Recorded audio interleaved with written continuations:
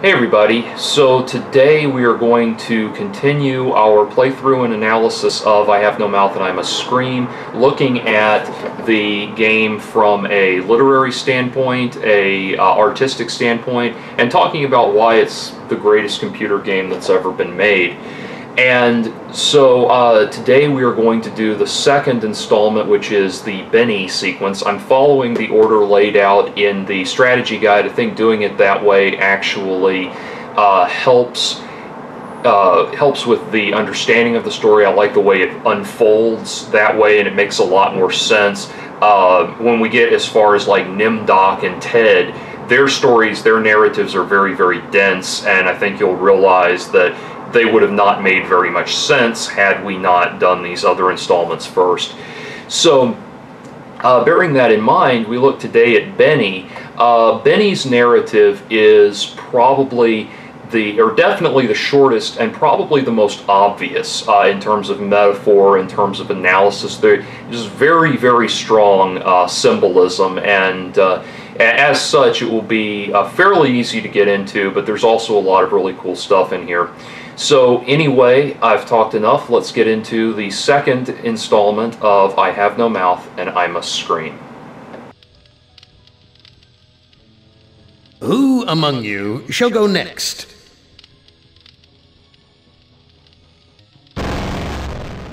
Benny, you know you've always been my favorite torture tool, yes? Well, I'm giving you now a chance to stoop to new lows, to give in to your bestial desires. I'm going to let you find some food to eat. Prepare your brain so that you can think normally again and savor the horror of your repast.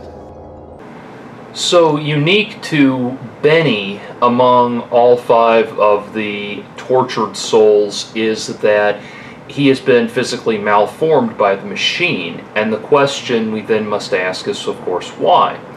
And there is a very Nietzschean element at work here, where Nietzsche would argue that man as a species is en route to evolving to something greater, into something greater, the Übermensch, if you will. Am arguably is that Übermensch. He is a god that is the outgrowth of human development. And in pushing Benny back to a beast state, an animal state, he is truly, he's obviously asserting his dominance and asserting his control and all of that, but he is also working on a much, much more degrading level as far as who Benny is and why he is like this. So, once again, we are presented with a construct that shows a clear-cut path between in our divided nature.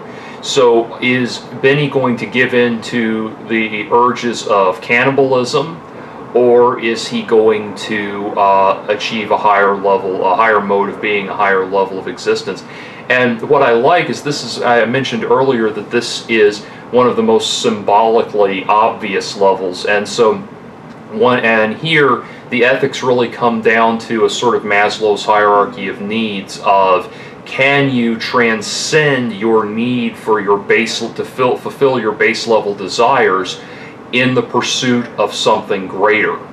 And so the desire on Benny's part to just give in to his urges and devour a human being, that's going to become more and more tempting all the while.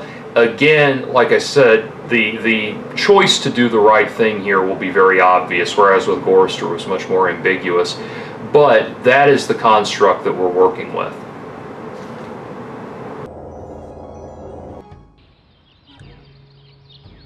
This cavern isn't like any of the others Am has sent me to. It's full of life, not death.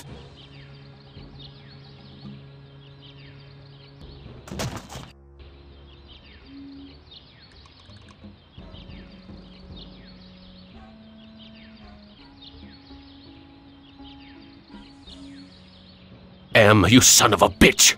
You've cleared my mind but crippled my legs. I can barely walk.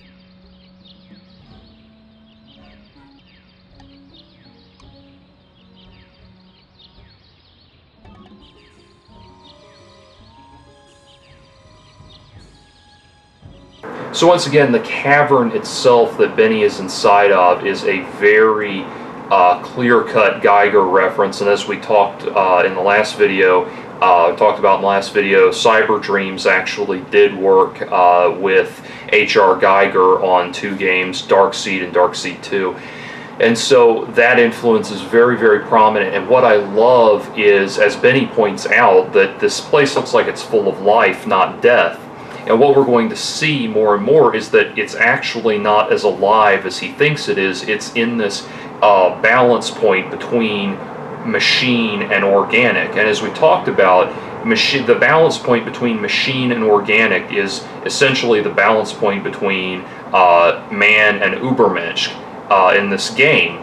So what I love in the visual presentation of this is that you have this Geiger influence, but then there's a level of color to it that adds an additional dimension where, you know, we think of Geiger so often as being like shades of gray and a little color just put in there for texturing, whereas this really goes the extra mile and it creates this wonderful effect of like like flesh that has rusted over. And I love that, and that was something that really struck me when I first read about this game in Electronic Entertainment PC Gamer. When I first read about this game, the look of it and the way in which there was a sense of human decay in the presentation of this technology was just beautiful to me. And it's something that I've never really seen before or since, except in the works of Harlan Ellison, and that was something that drew me to his writing.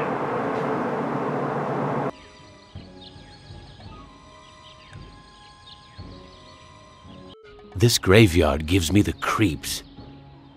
I feel as though the dead could speak.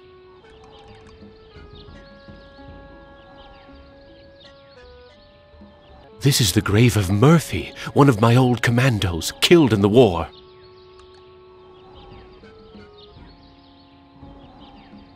This is Tuttle's grave. He lost his life while under my command.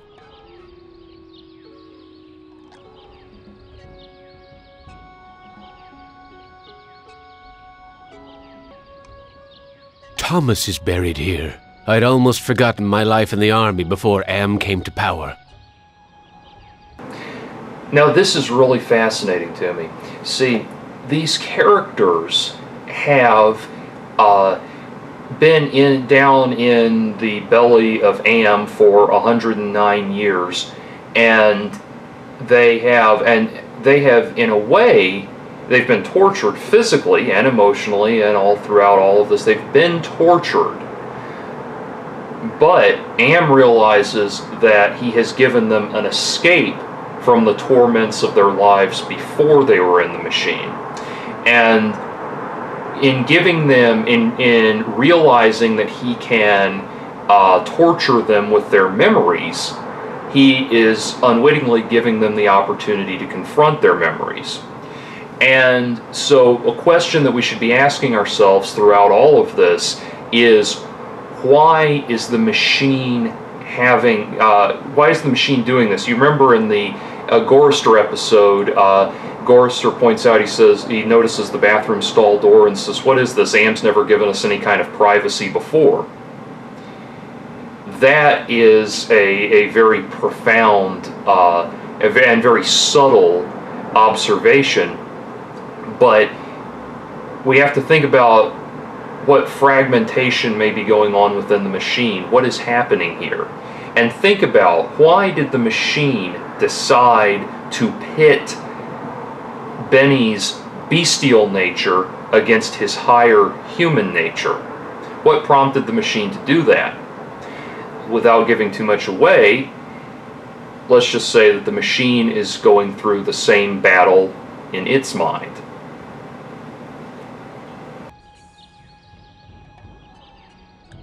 Why is this fence here? What's out there in the jungle? Maybe something to eat.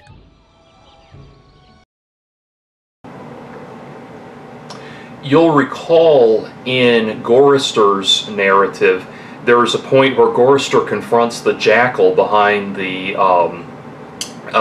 pub, and there is this vast desert going off into the distance, and he asks the jackal what lies beyond the mountains, and the jackal replies, "Freedom for some if they're cut out for it."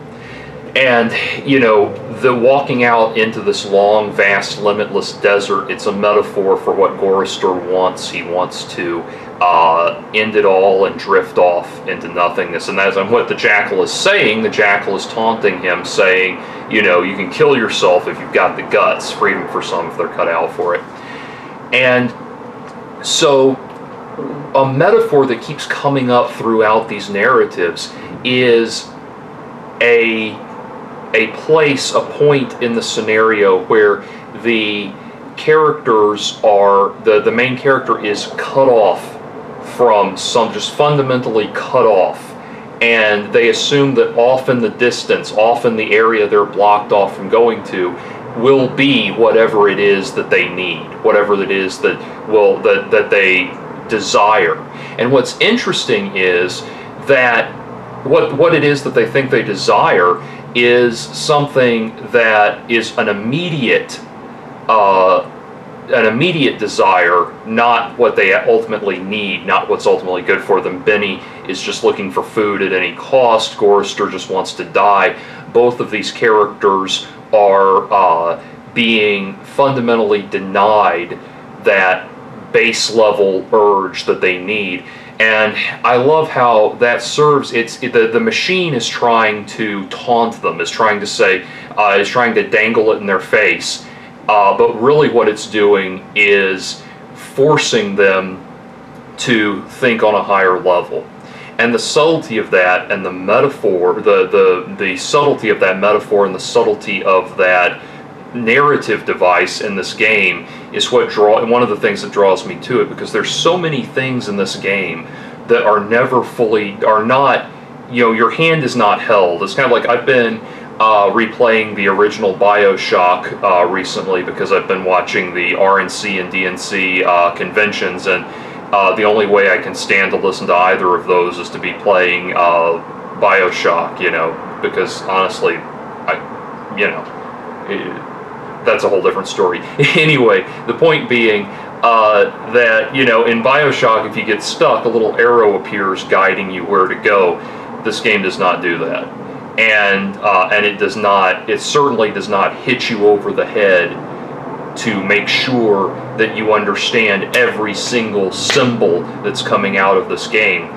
This game is more like something that could be analyzed by the Wisecrack bunch or something like that when they do their philosophy of videos and everything. So very subtle things, and just very fascinating, infinitely fascinating.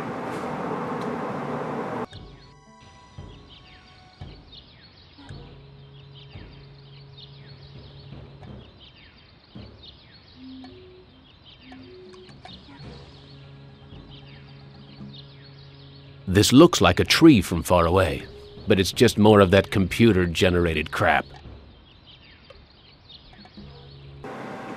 I had done a modest spoiler in the last episode when I pointed out that all of the people that we are interacting with in these scenarios are not actual human beings. They are androids and other mechanized organisms, and that is what is being shown here. That is what is being slowly unveiled, and we will really start to see that in full force by the end of this episode.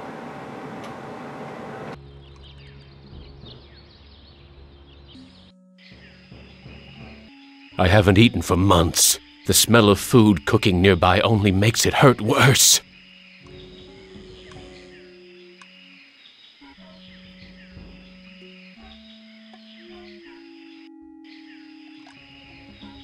A fruit tree.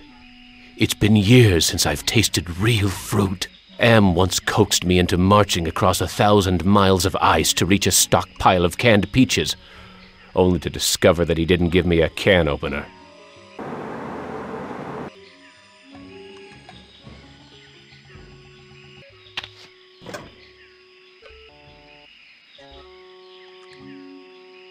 Hurts! Hurts! Hurts! I haven't eaten for months. The smell of food cooking nearby only makes it hurt worse.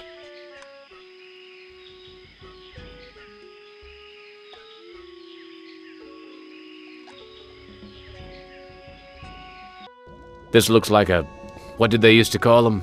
Single-parent household. Probably depend upon the generosity of the rest of the village. Friggin' welfare parasites. So, this I really like because it is a kind of a reference to one of the things that Harlan Ellison is most well known for, or at least an embodiment of something that he's well known for. And that is, Ellison was instrumental in creating what was known as the new wave of science fiction, or bringing that about. In the late 60s and early 70s, people were more and more growing tired of science fiction that was essentially just pulp fiction, just shoot 'em up, Buck Rogers sort of kind of throwaway entertainment, and they wanted more science fiction in the vein of what Arthur C. Clarke was doing, in the vein of what Isaac Asimov was doing, but which was serious, had a serious intellectual bent to it, but was also deep, well-written literature.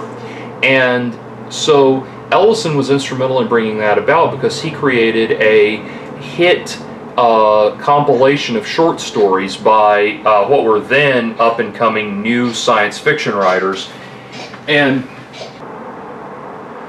so, there were people in this collection that were helped to prominence by it, and this collection established the now, what seems like now common sense, but what then was a revolutionary idea, that science fiction could be good literature, and it could take on heavy concepts. And so we transcended from science fiction to speculative fiction, which I like the distinction between science fiction and speculative fiction, for me, I think, is that speculative fiction is more interested in the workings of the society around the new evolutions of technology rather than the evolutions of technology themselves. And so I like to call it social science fiction in a way.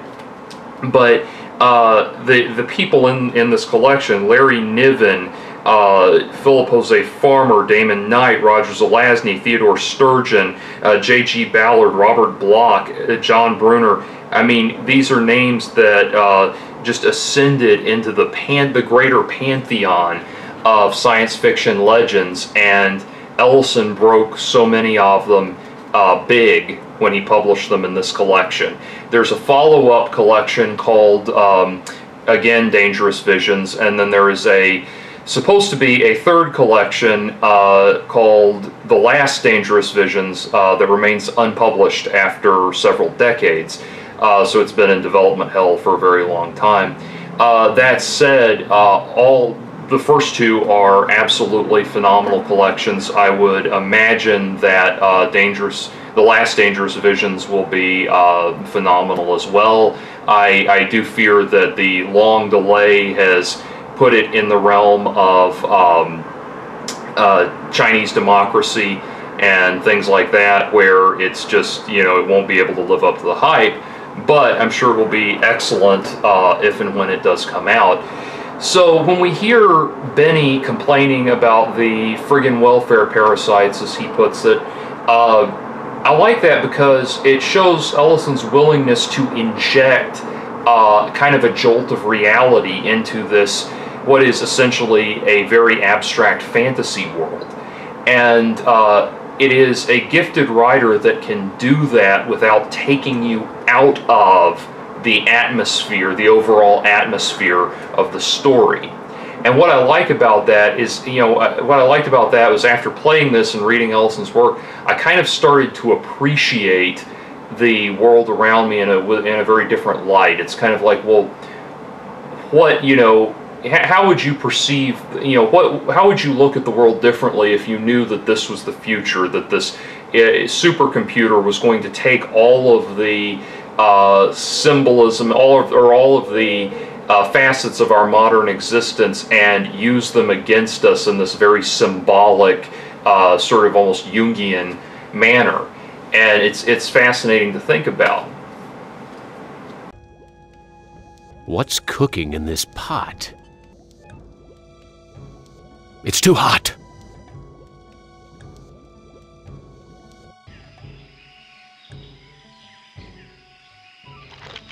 Ah, manna from heaven.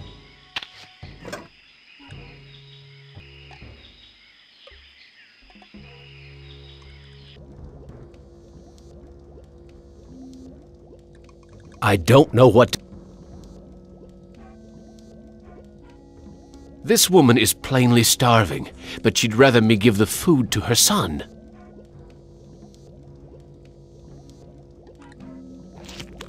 Oh, thank you for food.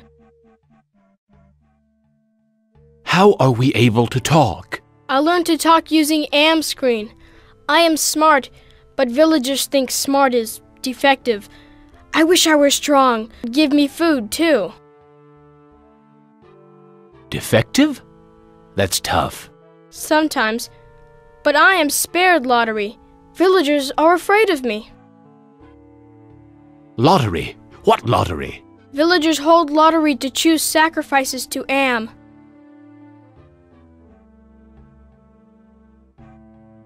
How long have these sacrifices been going on? The sacrifice to Am machine goes on many long years. The very different must go to him soon. Not many villagers left. Why do they sacrifice their own people to Am? One is sacrificed, so Am does not hurt all. What are these sacrifices like? The sacrifice to Am hurts very bad. There are better ways to die. Almost any way is better.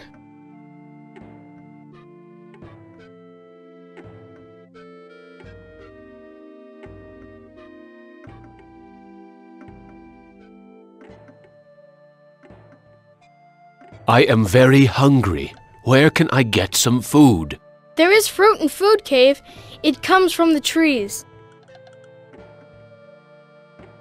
You look like you don't eat very much. Mother and I not allowed in Food Cave. Villagers are afraid of me and let me starve.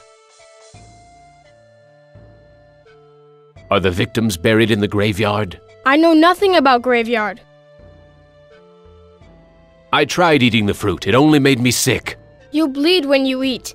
When I was young and not so different, my mother chewed it for me first and then fed me.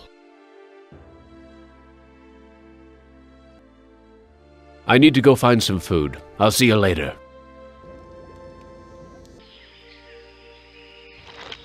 Ah, manna from heaven.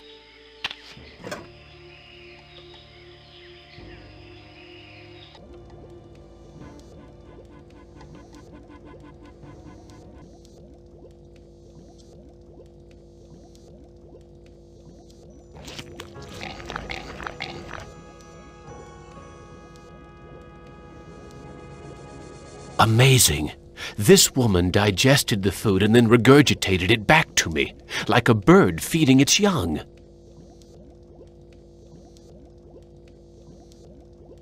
Damn it! I can't use this video screen without the boy's help!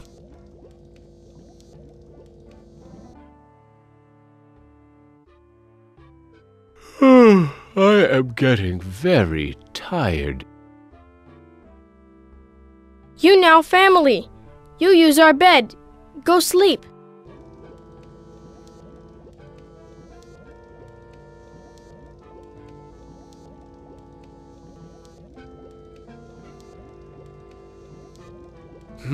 What?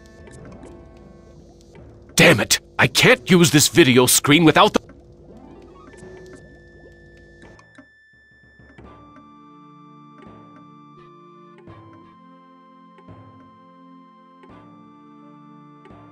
Where is your mother? She go to altar to help choose Am's sacrifice.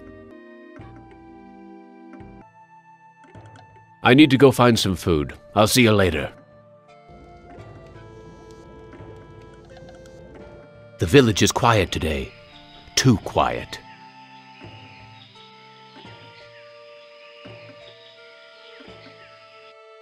Why is everyone gathered around the altar?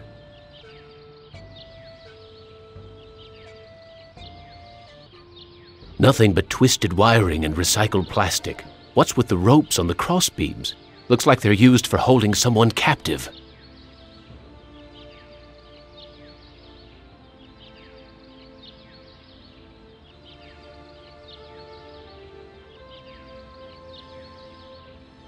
Natana Shama. He doesn't want me to interfere with the sacrifice.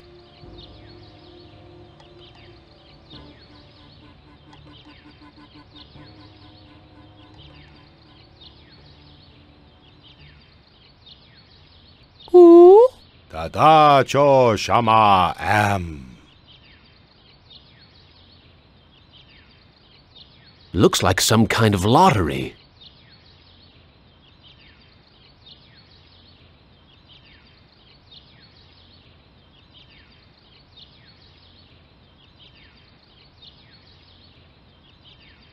That's the mutant child's mother.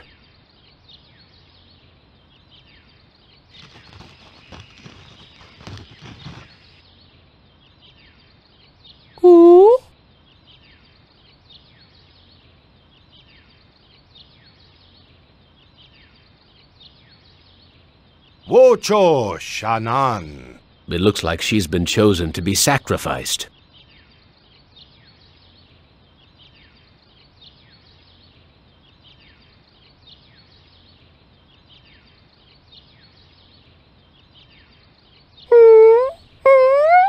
Wita Fuma Piba. It sounds like he'll let me watch. Am Villa Tajo.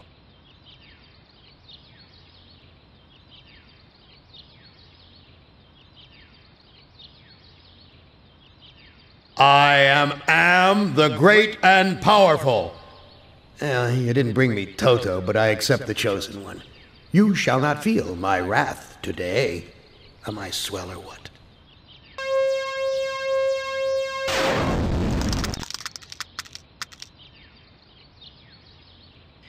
Judas Priest! Am blasted her to bits. What am I going to do for food now?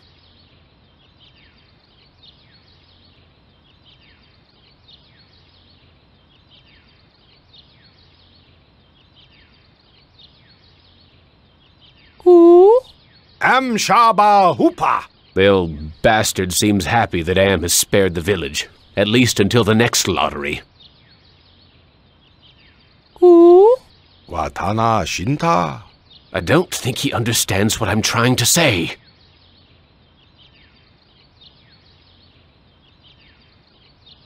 There's burnt plastic and twisted metal where bits and pieces of the woman should be. I wonder if there remains. There's nothing here I can... Something we see time and again in this game is characters who are blinded by something. They cannot, there's some crucial item that they need that they cannot see because they have not yet attained a certain level of enlightenment. In Gorister's case, it was the shovel.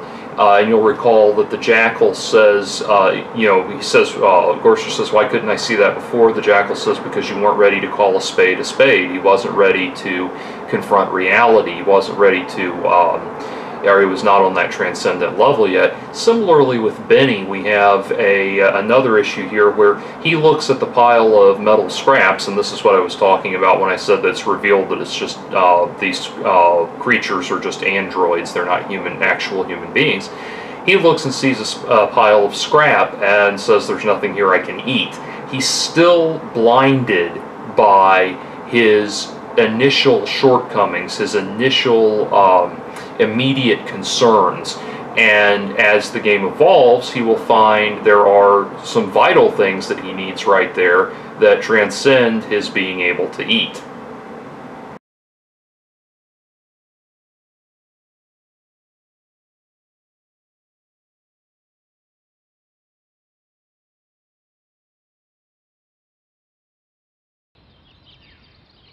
There's nothing here I can eat.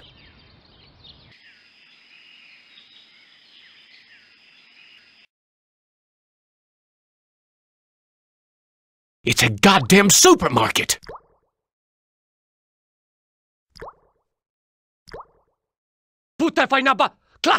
Blondie only seems to be interested in...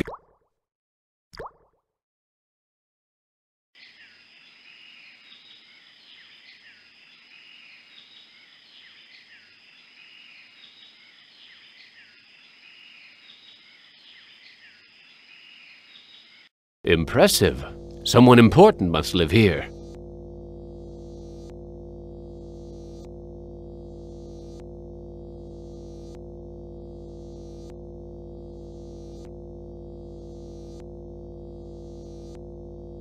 He's motioning towards the video monitor.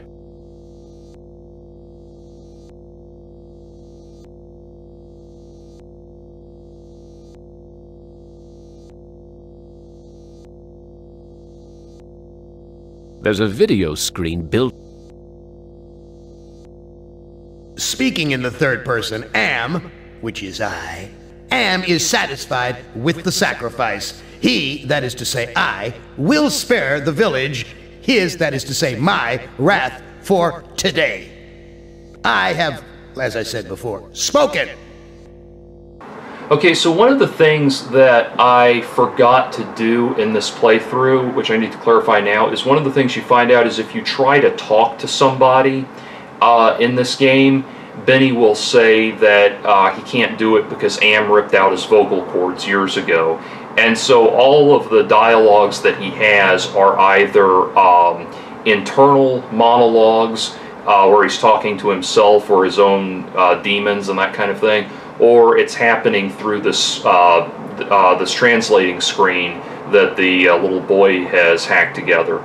So just something to keep in mind. And so we come now to what will be ultimately the central theme or the central metaphor around which all of this swirls, which is the lottery, the population control. And it's Ellison is an admitted fan of Shirley Jackson. I don't know if that's an intentional reference here, but nevertheless the idea of choosing a sacrifice to maintain the population and that kind of thing has certainly been explored throughout literature and definitely throughout religion.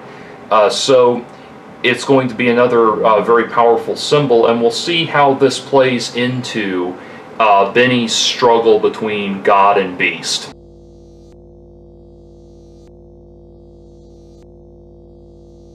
He's motioning toward... He's motioning...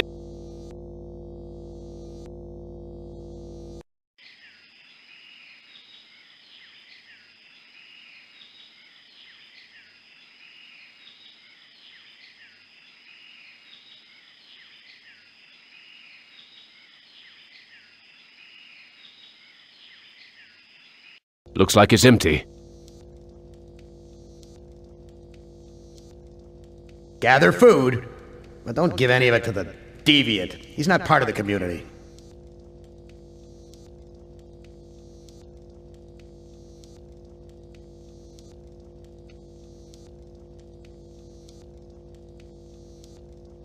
It's not just built into the wall, it's part of the wall.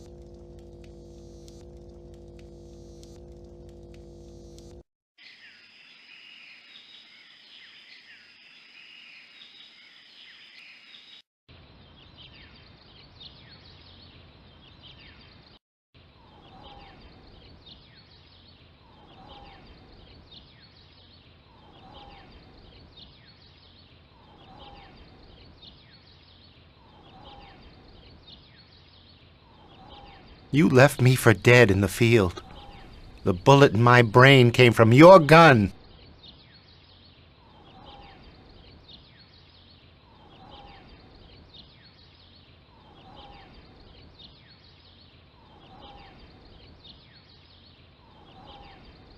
What can I do to prove that I am a different man? Give us proof of your newfound empathy. My tour of duty was almost over. But because I knew your secret, you held my head under the paddy water until I drowned. Your secret died with me, and soon it will die with you. What can I do to prove that I am a different man? Show us that you're able to think of someone other than yourself. I tried to help, Brickman, but you'd have none of that. If you couldn't carry your own weight, then you were worth more dead than alive, and anyone willing to carry some extra weight was a liability.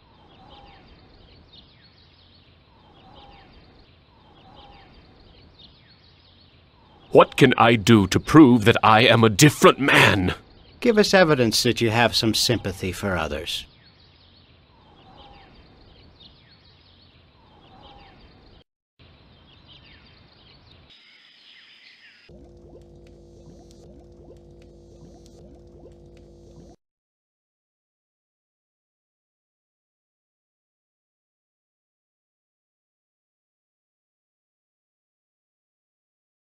I'm sorry. Your mother is dead.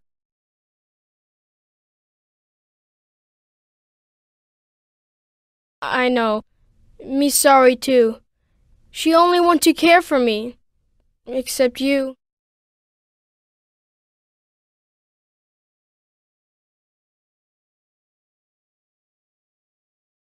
What will happen to you? No food.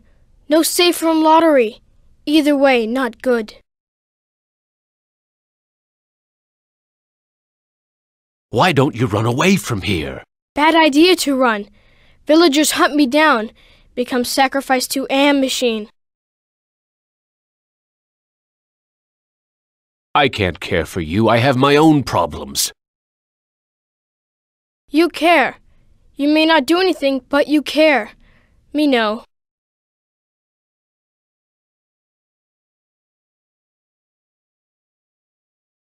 I wish I could stop the lottery from taking place. Many villagers go to old man for ideas. Too bad he not friend.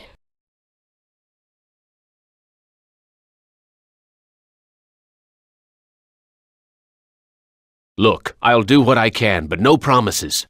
Thank you. I promise for you.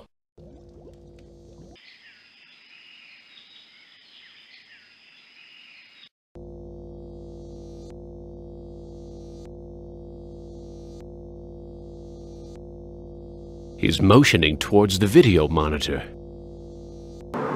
Okay, so I'm going to basically just skip ahead in the video here because all that happens for the next little bit is you have to go into the tribal chief's room and take the bag when he's not there, and there, as far as I can tell, there's no mechanism that causes him to not be there. You just have to keep going in and out until he's not there. So we're going to skip ahead.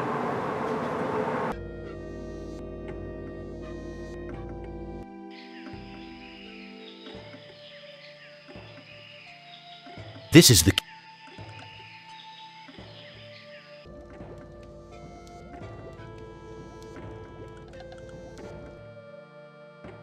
I stole the lottery bag from the village elder. You brave. You have lottery bag. But you must hide it or they find.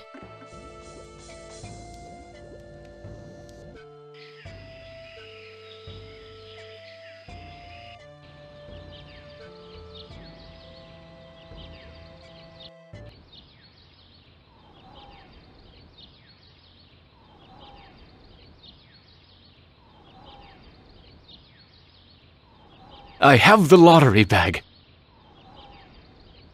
No more villagers will be sacrificed.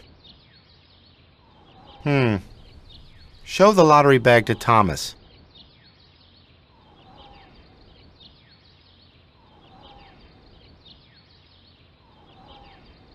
I can't bury this. The ground's too hard.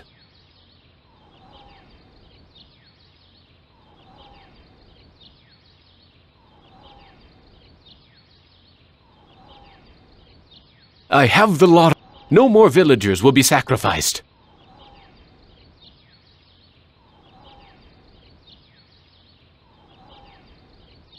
You prove that you're capable of caring for others, and that's worth something. Place the lottery bag into the earth. We will guard it.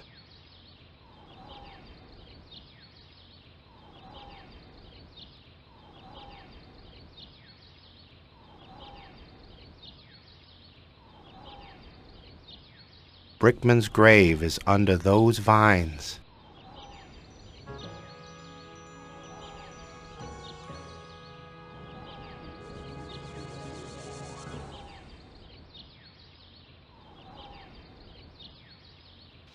Here it is, Brickman's grave.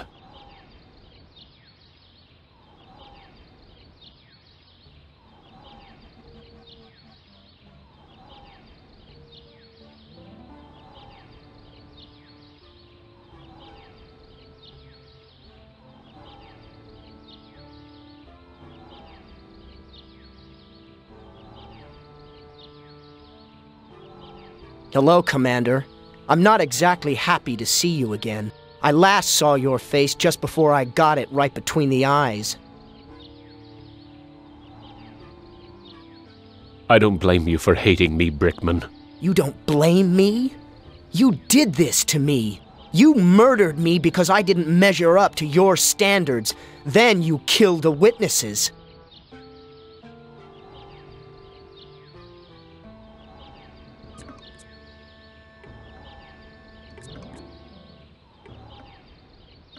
I stopped. You might have changed for the present, Commander, but you still have crimes in the past to account for. What can I do to make amends to you, Brickman? You have to bury the past, Commander. I have something to plant on your grave. At last, some compassion. Now I can finally rest in peace. A metaphor, and in Gorister's love. So as we're seeing now, burial is an ongoing theme in this game.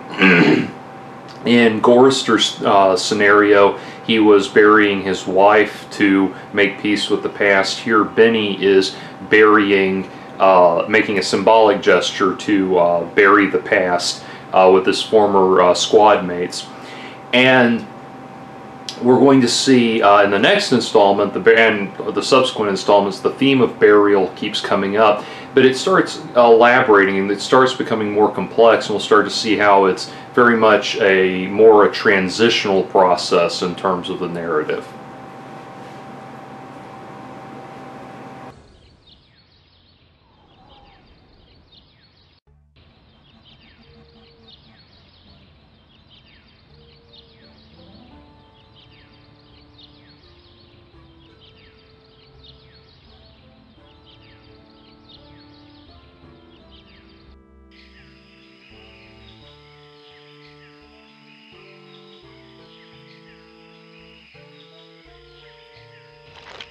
Ah, manna from heaven. This is the...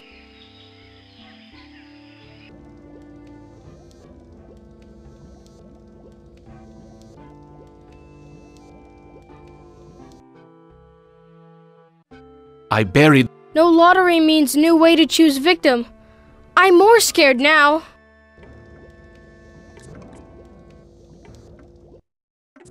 I need to...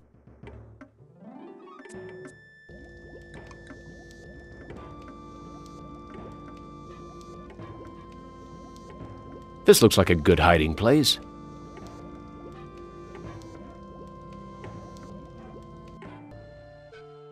I need to go find...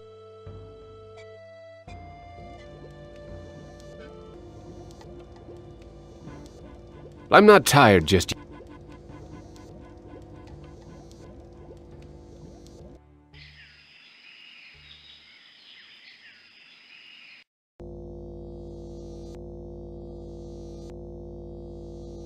Gather the villagers at the altar tomorrow to choose a sacrifice or suffer the wrath of Am.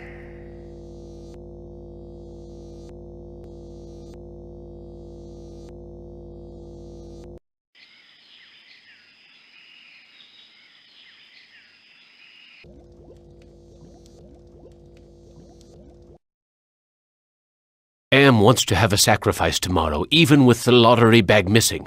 Why don't you hide in the hole, just in case? I afraid of hole. Need friend to hide with. You too big to go in hole.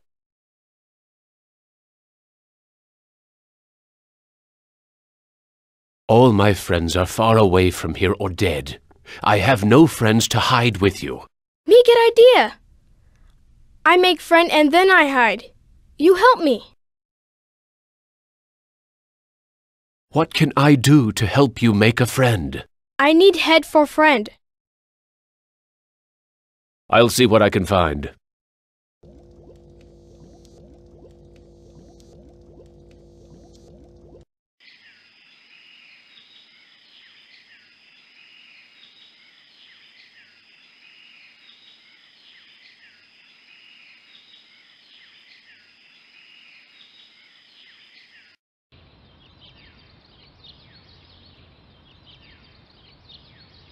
Here's an interesting piece. Funny. I had lost interest in anything that wasn't edible until I met the boy. There's burnt plastic and twisted metal where bits and pieces of the woman should be. I wonder if they're going to bury the remains.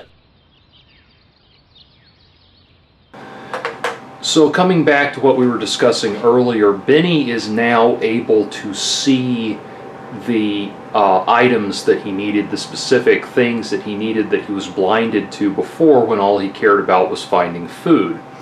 And I think, you know, it's certainly, dare I say, powerful to be using a mother's skeletal remains to make a doll for a little boy, for her son.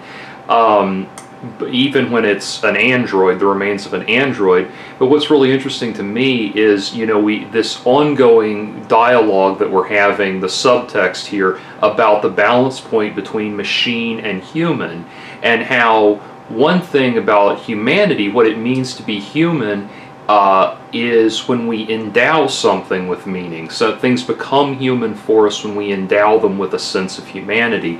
And that's something that keeps coming up over and over again in the story, in I Have No Mouth and I Must Scream, in the sense that, you know, there's the initial thesis statement, if you will, which is that Am, the supercomputer, is hyper intelligent, possesses human level consciousness, etc., etc. But then there is this ongoing back and forth about, well, what does that, you know, that Am is human in a very negative sense, but perhaps we as humans can endow inorganic matter with certain meanings and certain ideas that makes it real, makes it more human, allows us to experience a proxy human connection. And where is the point, you know, how much of a machine becoming human is about our perception of it. And so this, and again, as I said, these are in the Benny level, the metaphors are very obvious, and it's great here because we really get to see that in action.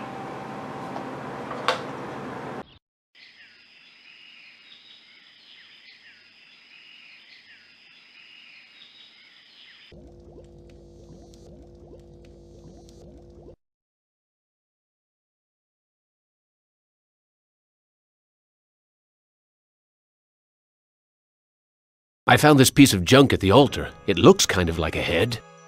Thank you. I can use this to make doll's head.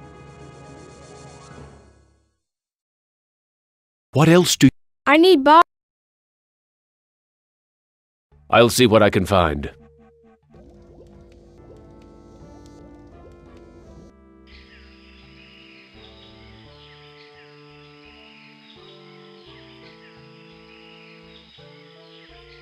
I don't see anyone in...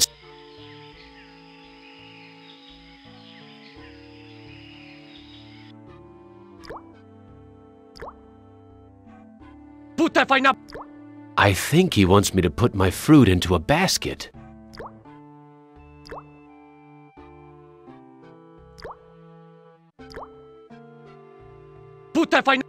Blondie. I know someone who might like a...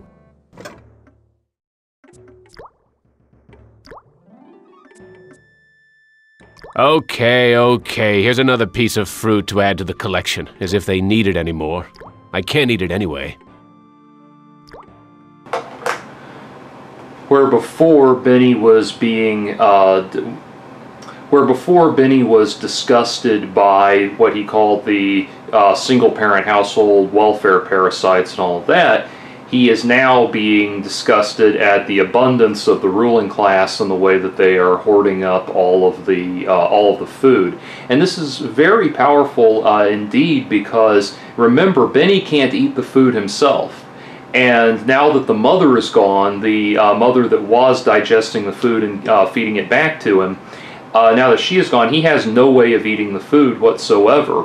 So that he is disgusted by the abundance of the ruling class, the tribal chiefs, if you will, speaks to a larger sense of humanity on his part, and a larger sense of concern for his fellow beings, even though, again, he is the only actual organic creature in all of this.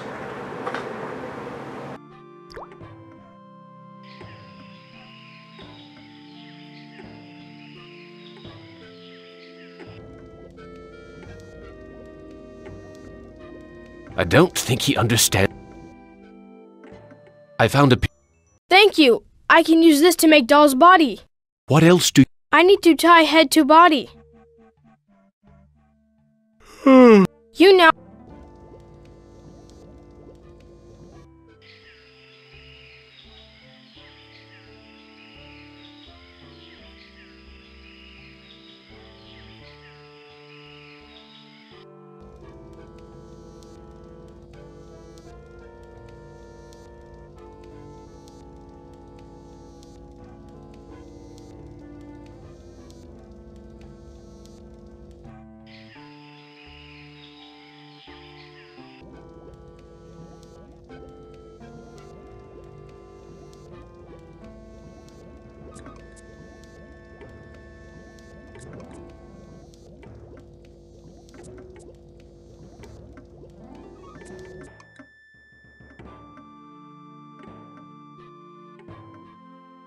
I found a piece of wire.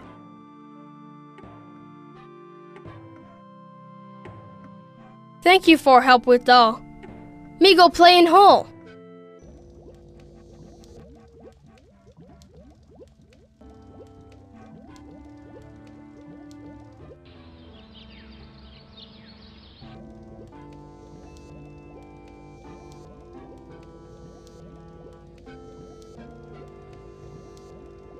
I wonder how the boy's doing in that hole. The boy's gone. The villagers must have found him.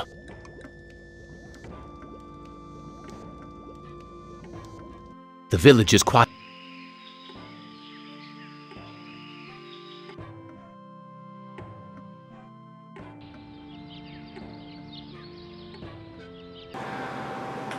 So, what happens here is interesting to me. Before, in the Gorrister level, we were presented with opportunity after opportunity to solve Gorrister's problems, or at least end his suffering through suicide. And that of course was presented as a negative. But here in Benny's level, what's about to happen is that he is going to try to be sacrificed in the child's place. And that's interesting to me, because now it's suicide with a higher purpose. And so obviously, and I'm not really giving anything away, but obviously he's about to get sacrificed, and the Am will just transfer him immediately back to his cage where he was originally. But there's something very powerful happens, and I realize one thing that I've done in doing this Let's Play is, because I've played through this game countless times, I have neglected to look at and examine certain things.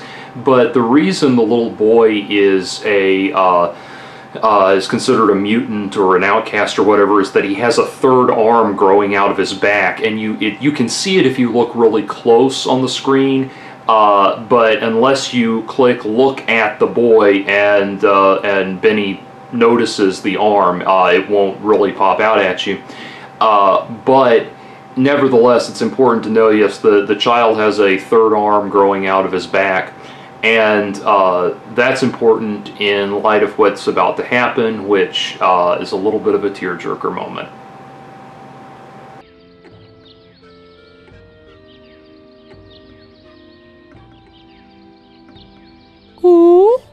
Tada Sramwan Bank.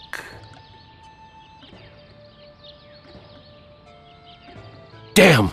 Em must have told the villagers where I hid the lottery bag and the boy. Natana Shama, halt! They're going to sacrifice the boy unless I think of something quick.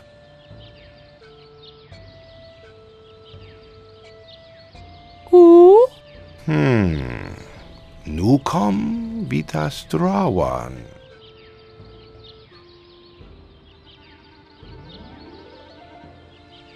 The elder seems amazed that I would show compassion to the boy, but I think he's going to go for it. Why, the boy's giving me his doll. Gratitude for being spared the pain of being sacrificed. No, more than gratitude. Compassion. For me.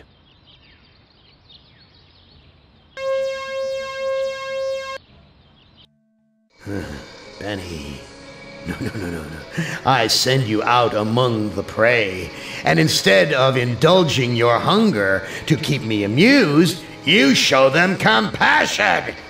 You should know better by now. Your reward will be more years of searing, blistering anguish, Benny. Who among you shall go next?